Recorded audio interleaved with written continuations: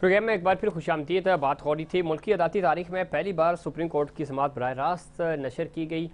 अब इसके ऊपर भी बहुत सारी बातें हो रही हैं। क्या इस तरह की समाअत को बराह रास्त नशर करना चाहिए था या नहीं?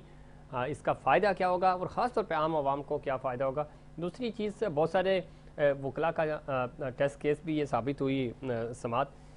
तीसरी सबसे इम्पॉर्टेंट बात यह है कि जब आपने इसको लाइव दिखाना है और हमारे पाकिस्तान में जो इंग्लिश है वो बहुत कम लोग समझते हैं, तो आम आवाम तो उर्दू ही उर्दू ज़बान समझते हैं, तो उर्दू में क्यों नहीं होती?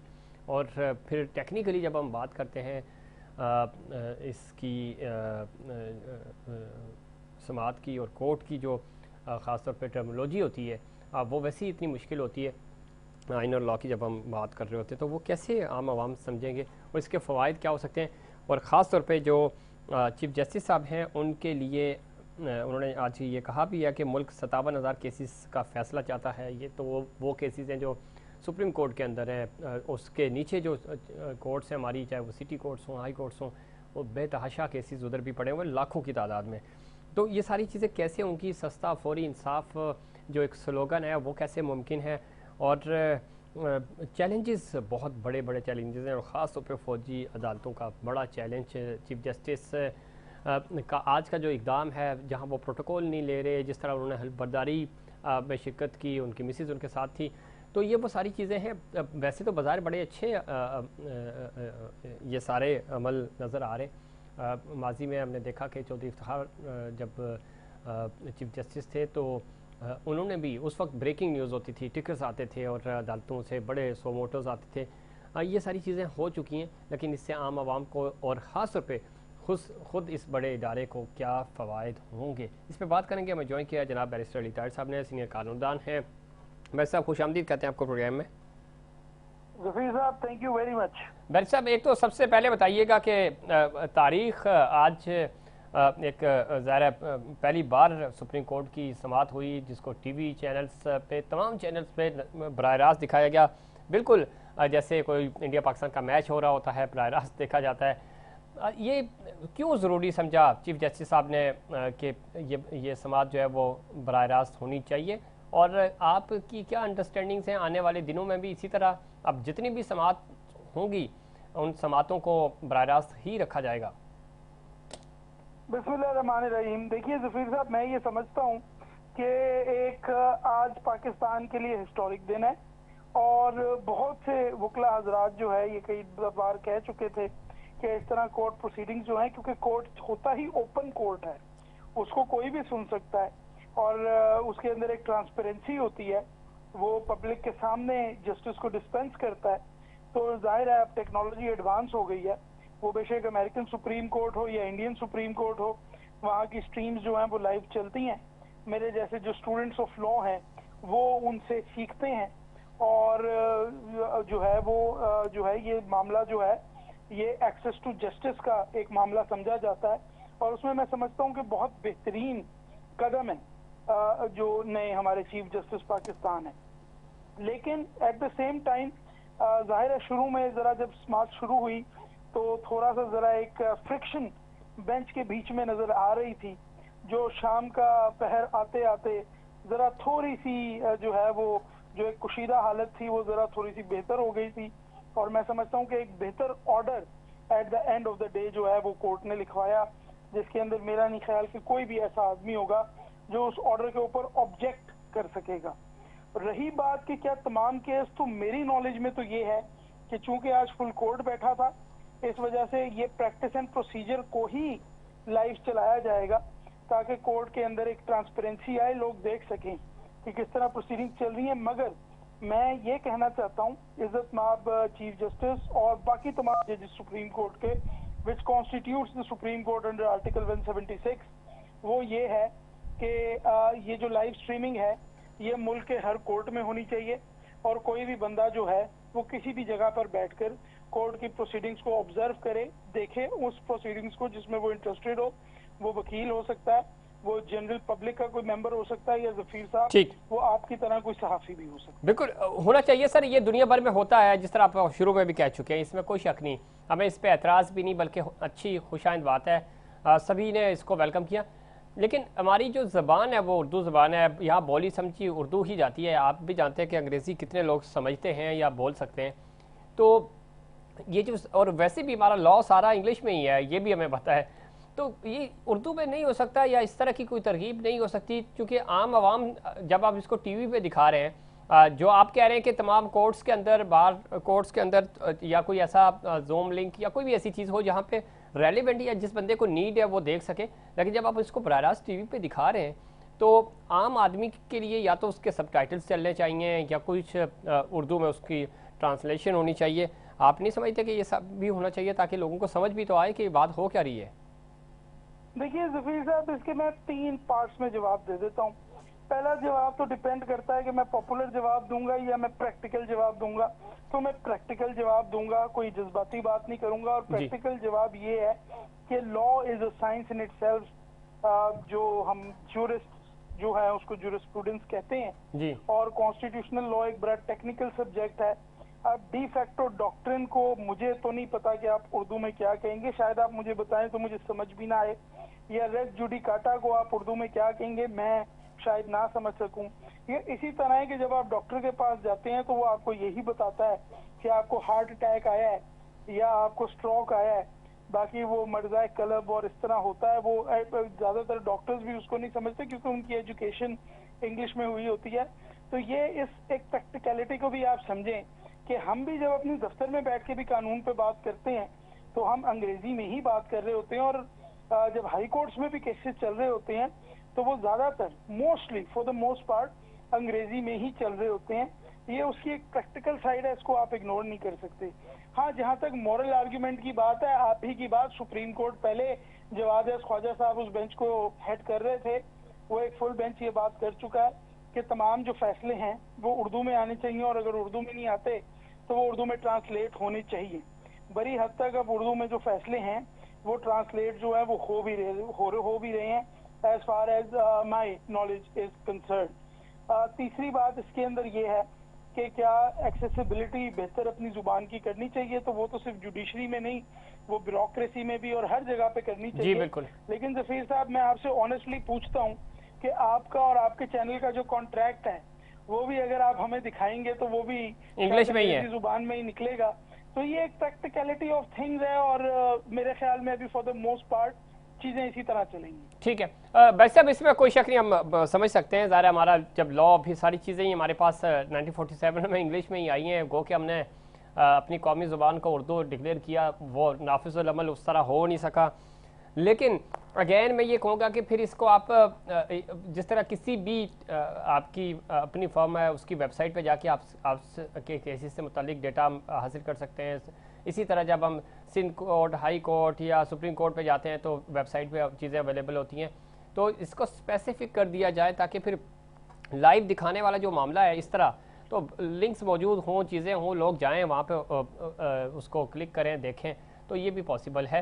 इसको फिर आप जिस तरह आज हमने देखा, बिल्कुल ही हर तरफ एक सरप्राइज़ था सब लोगों के लिए। लोग परेशान भी हो रहे थे कि कोई नई बड़ी तब्दीली तो नहीं आ रही, कोई ये हो क्या गया, चूँकि बहुत सारे लोगों को तो पता भी नहीं था ना कि ये सब कुछ होगा। सो अच्छा है, खुशाइन है अगेन।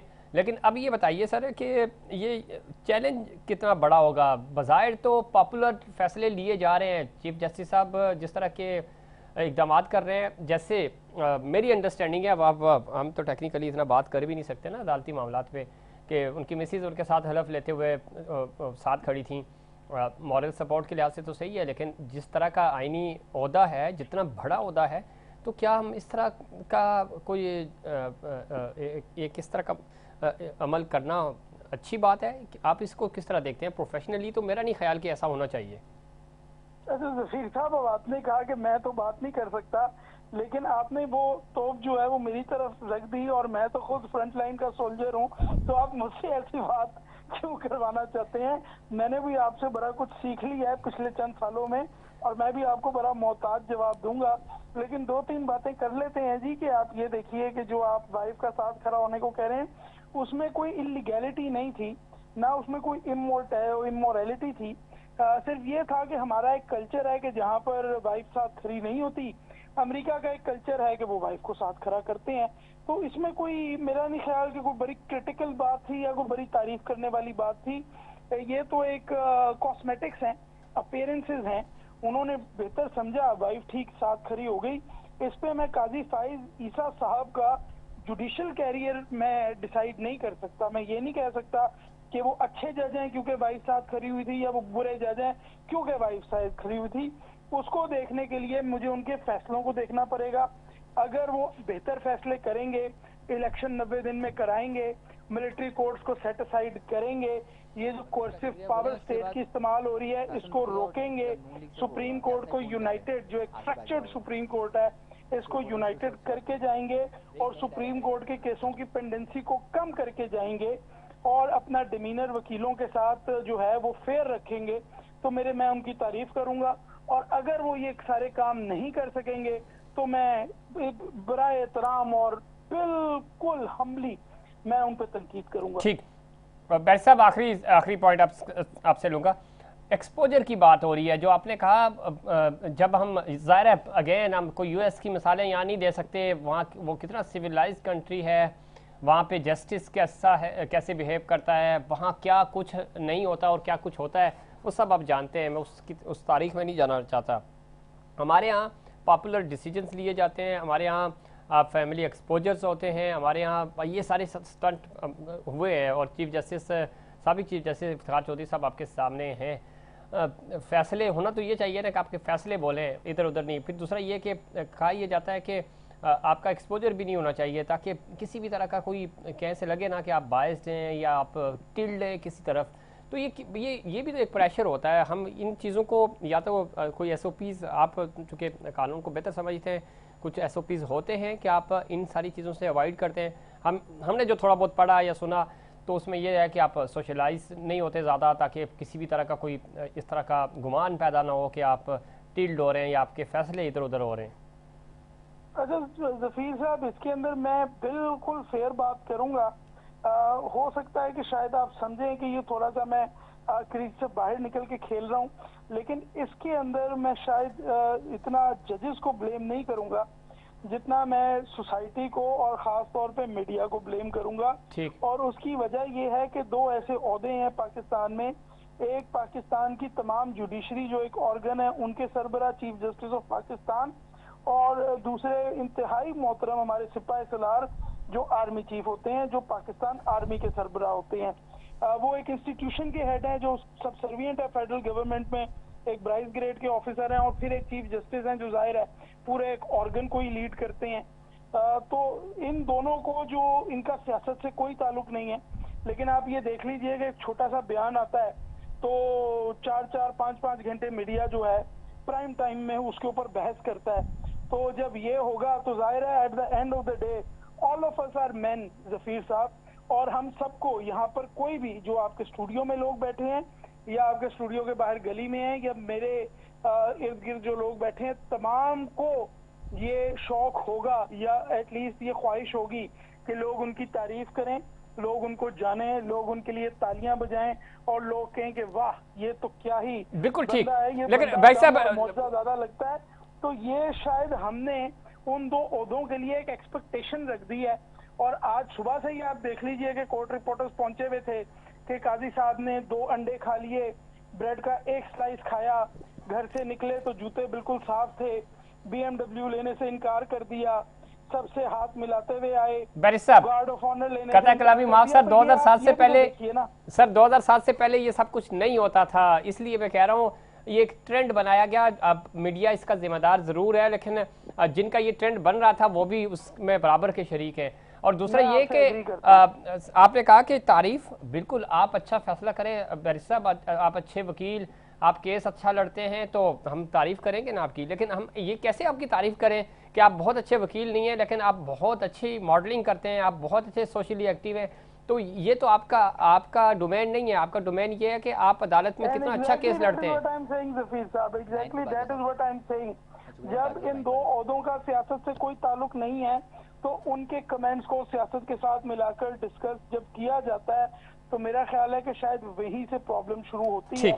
और मेरा ख्याल है कि एक सोसाइटी का बड़ा क्लियर कट मैसेज आ जाना चाहिए कि मुल्क अगर डेमोक्रेसी की बेसिस पर चलना है तो मुल्क को जो है वो पार्लियामेंट और जो इलेक्टेड हुकूमतें हैं वो चलाएंगी। बहुत शुक्रिया बैरिस्टर अली ताहिर साहब, अपने प्रोग्राम में वक्त दिया और बता रहे थे आज मुल्क की तारीख, अदालती तारीख का सबसे बड़ा और गैर मामूली दिन था। बराह रास्त हमने समाअत सुनी, देखी और इसको बड़ा सराहा गया अब तक तमाम ही पाकिस्तानियों की तरफ से, और इस तरह के इकदाम होने भी चाहिए जिस तरह बैरिस्टर बता रहे थे। जो कि हमें जनाब आसिफ बाजवा साहब ने, सीनियर सियासतदान हैं, सीनियर रहनुमा हैं मुस्लिम लीग नून के। भाई साहब खुश आमदीद कहते हैं आपको प्रोग्राम में। जी बहुत शुक्रिया sir, thank you very much for calling. भाई साहब सबसे पहले चूंकि आप भी कानून के तालिब इल्म हैं और प्रैक्टिस भी करते हैं ज़ाहिर, किस तरह देखते हैं आज बड़ा तारीखी दिन था, सुप्रीम कोर्ट का ज़ाहिर फुल कोर्ट बराह रास्त आज समाअत कर रहा था पूरे पाकिस्तानियों ने, और वो लोग जिन्होंने शायद कोर्ट रूम कभी नहीं देखा होगा और उन्होंने भी देखा कि ये सारा प्रोसीजर होता कैसे है। आप क्या कहेंगे, इस पूरे अमल को किस तरह देखते हैं? बिस्मिल्लाहिर्रहमानिर्रहीम, आपका बहुत शुक्रिया, आपने मुझे इनवाइट किया। सर गुजारिश ये है कि आज एक नया ट्रेंड सेट कर दिया है चीफ जस्टिस ऑफ पाकिस्तान काजी फायद ईसा साहब ने, कि जो लोग ये समझते थे कि सुप्रीम कोर्ट सिर्फ एक जस्टिस जिसका डेजिग्नेशन चीफ जस्टिस है उसका नाम ही सुप्रीम कोर्ट है, लेकिन उन्होंने कहा कि नहीं, सुप्रीम कोर्ट जो है ये सारी सुप्रीम कोर्ट का नाम सुप्रीम कोर्ट है, अकेले जज का नाम नहीं है। नंबर 1। नंबर 2, उन्होंने कौम को बताया, उन्होंने कौम को ये तासर दिया, उन्होंने पाकिस्तान की स्टेट को ये तासर दिया, उन्होंने पाकिस्तान के कॉन्स्टिट्यूशन को ये तासर दिया कि सुप्रीम कोर्ट जो है वो भी आइन के ताबे है, वो किसी शख्स के ताबे नहीं है, किसी इंस्टीट्यूशन के ताबे नहीं है, बल्कि वो कॉन्स्टिट्यूशन के ताबे है। और आज का उनका ये अमल, मैं ये समझता हूं कि पूरी दुनिया में ये मैसेज गया है कि पाकिस्तान का जो सुप्रीम कोर्ट है वो पार्लिमान को सुप्रीम मानने को तैयार है। आज जो बातें हमने सुनी, आज जो हमने वहां से ऑब्जर्व किया, तो मैं बीइंग स्टूडेंट ऑफ लॉ ये समझ सकता हूं कि उन्होंने ये तासर कायम करने की कोशिश की कि पाकिस्तान में जो सबसे सुप्रीम इंस्टीट्यूशन है दैट इज पार्लियामेंट। और ये एक बहुत अच्छा मैसेज है। ये हम स्टूडेंट जो है, तालिब इल्म जो है लॉ के, उनके लिए और पाकिस्तान के लिए जो आने वाली नस्लें हैं उनके लिए यही तासर जाना चाहिए था कि सुप्रीम जो है वो पार्लिमान है। ठीक है, बड़ा अच्छा तासर गया, अच्छा मैसेज गया, बिल्कुल दुरुस्त कह रहे हैं। आगे बढ़ते हैं, कितना चैलेंजेस प्रोसीजर होगा नए चीफ जस्टिस साहब के लिए, चूँकि आर्मी कोर्ट्स का मामला है आपको पता ही है, फिर चैलेंजेस हैं, इतने बड़े फैसले उन्होंने करने हैं, साथ ही साथ अब ज़ाहिर आगे इलेक्शंस वक्त पे होना, ये एक बड़ा बहुत ही बड़ा एक चैलेंज होगा।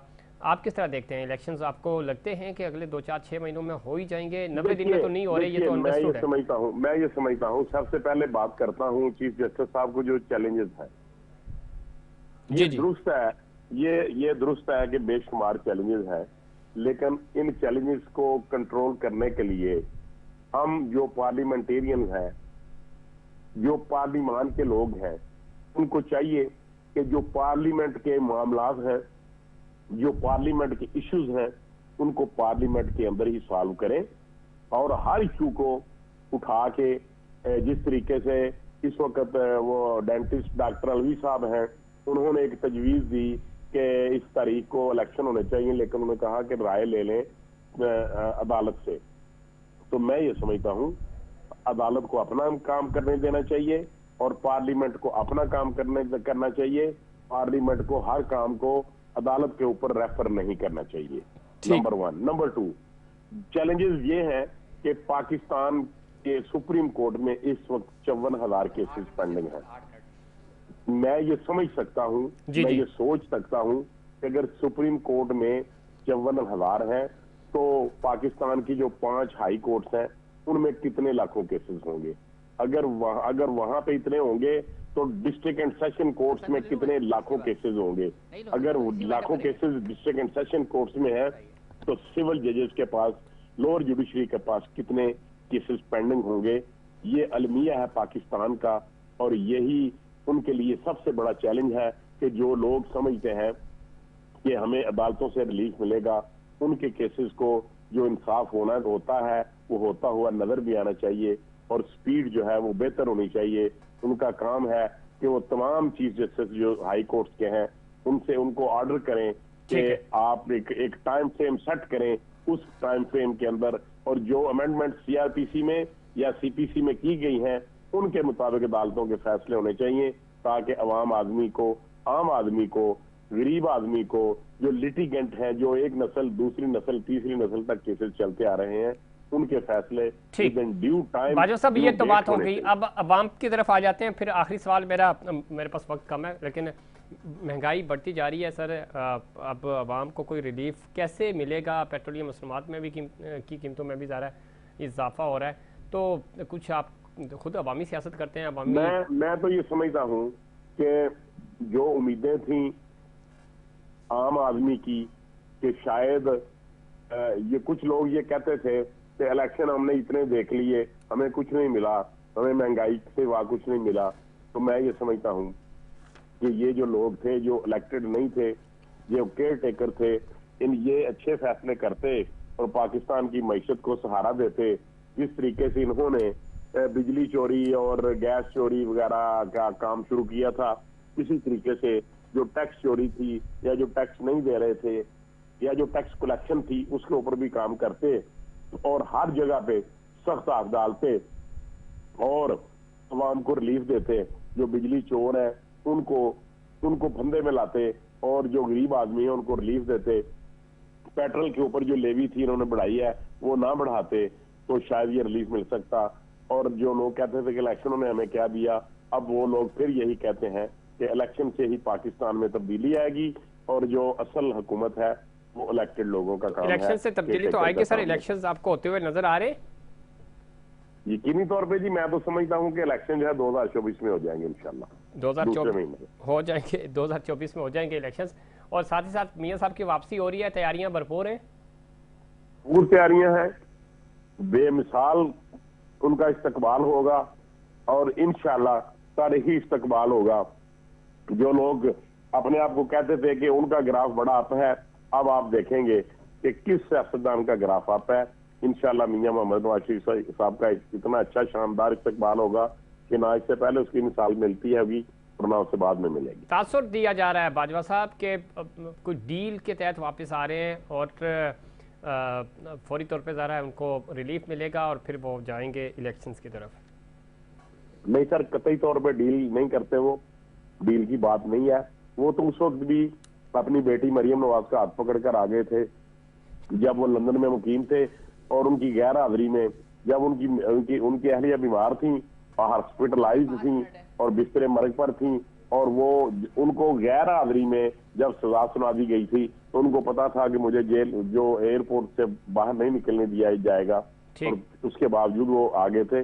लेकिन वो अदालतों का सामना करने के लिए तैयार है, और उनमें इतनी विल पावर है कि वो अदालतों का सामना कर सकें। इससे पहले भी उन्होंने अदालतों का सामना किया, अभी अदालतों का सामना करेंगे, क्योंकि मैं ये समझता हूँ कि उनके खिलाफ जो केसेस हैं वो प्रूव होने वाले नहीं है। इंशाल्लाह मियां साहब बरी होंगे, मियां साहब बरी भी होंगे और केसेस का सामना भी करेंगे। इस वक्त बाजवा साहब, ये अचानक क्या हुआ? बिलावल भुट्टो साहब ने अपनी तमाम तरह तनकीद का रुख जो है वो आपकी तरफ मोड़ लिया, भरपूर तनकीद भी की जा रही है, और मामलात हमें बदकिस्मती से 92 की तरफ जाते हुए नजर आ रहे हैं। देखिए, मैं हैरान हूँ कि अपना बिलावल भुट्टो साहब इस जगह पे चल निकले। आज से 1 माह पहले उन्होंने एक अपने वालिद साहब को मैसेज दिया कि जरदारी साहब, आप मुझे क्या सबक सिखाना चाहते हैं 92 वाला, और उन्होंने कहा कि क्या मियां नवाज शरीफ साहब मरियम बीबी को भी यही सबक सिखाना चाहते हैं 92 वाला। और हम तो बहुत खुश हुए थे कि ये बड़ी पॉजिटिव अप्रोच है बिलावल भुट्टो साहब की। लेकिन 1-2 दिन से वो इस तरह की कोई बातें कर रहे हैं, तो मैं ये समझ वो सियासी लेवल पे ये वो सियासी बयान दे रहे हैं, अदरवाइज कोई ऐसी ख्वाहिश नहीं है उनकी कि हम पहले भी लोगों ने देखा कि आपस में सियासत तो होनी चाहिए लेकिन दुश्मनी नहीं होनी चाहिए। जो दुश्मनी पैदा करते हैं सियासत में वो अच्छे सियासतदान नहीं साबित। ठीक है, लेकिन सर ये वो चीज़ें हैं जो इस वक्त हो रही हैं दोनों तरफ से, आपकी तरफ से भी, आपकी जो सेकंड ईयर लीडरशिप है उनके बयान आ रहे हैं, इधर से खुद चेयरमैन पीपल्स पार्टी के बयान आ रहे हैं। तो ये सारी चीज़ें बाज़ार ये परसेप्शन बिल्ड हो रहा है, अवामी परसेप्शन की बात कर रहा हूँ कि खान साहब उस वक्त सही कहते थे कि ये सारे एक दूसरे को के खिलाफ हो जाते हैं, जब इनको ज़रूरत पड़ती है तो इकट्ठे हो जाते हैं। तो फिर इस परसेप्शन को तो तकवीत मिली ना इस तरह के बयान से।